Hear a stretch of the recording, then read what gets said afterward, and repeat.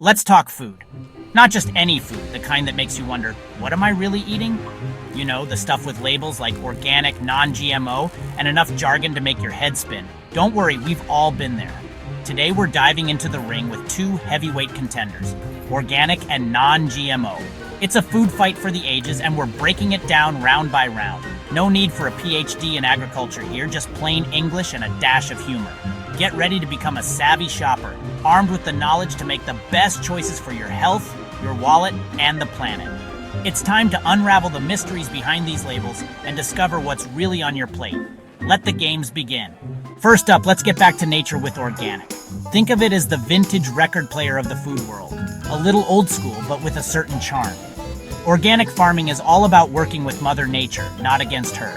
Farmers who go organic say no to synthetic pesticides, herbicides, and fertilizers. They also steer clear of genetically modified organisms. More on those later. Instead, they rely on natural methods like crop rotation, composting, and good old-fashioned elbow grease. It's a more holistic approach, aiming to produce food that's good for you and the environment. Now onto the contender in the other corner, non-GMO. GMOs, or genetically modified organisms, are like the new kids on the block, often viewed with a mix of curiosity and caution. Imagine scientists tinkering with the DNA of crops, like giving them a superpower to resist pests or withstand herbicides. The goal? To improve crop yields, reduce pesticide use, and potentially even boost nutrients. Sounds good in theory, right? But hold on, there's more to this story. The long-term effects of GMOs on our health and the environment are still being debated. Some folks are all for the potential benefits, while others worry about unintended consequences. It's a complex issue with no easy answers. So, how do these labels stack up? Let's break it down. Organic thinks strict standards verified by third-party organizations.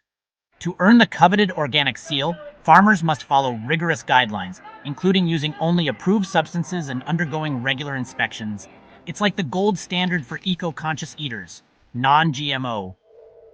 This label focuses solely on the absence of genetically modified ingredients. It doesn't necessarily guarantee the use of organic farming practices. So a product labeled non-GMO might still contain pesticides or be grown using conventional methods. Here's the catch. All organic food is inherently non-GMO, but not all non-GMO food is organic. It's like the classic squares and rectangles conundrum. When it comes to environmental impact, organic farming generally gets a thumbs up. By ditching synthetic pesticides and fertilizers, organic farms promote biodiversity, enhance soil health, and reduce water pollution.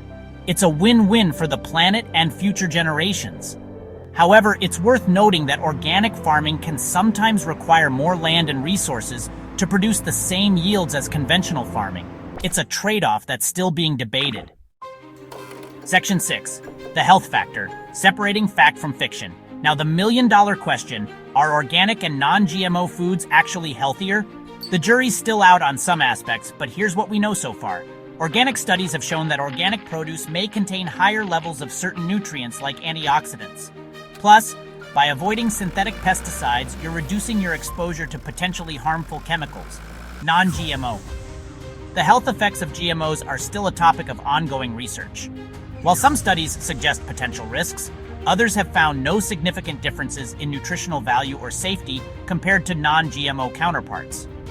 Ultimately, the decision of whether to go organic or prioritize non-GMO foods often comes down to personal values, risk tolerance, and access to information.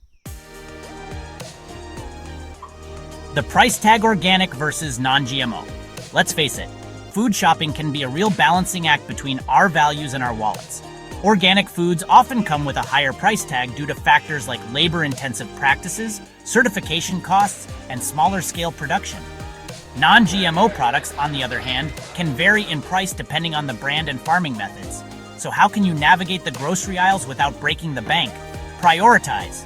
Choose organic for foods you consume frequently or that are known to have higher pesticide residues, like strawberries, spinach, and grapes.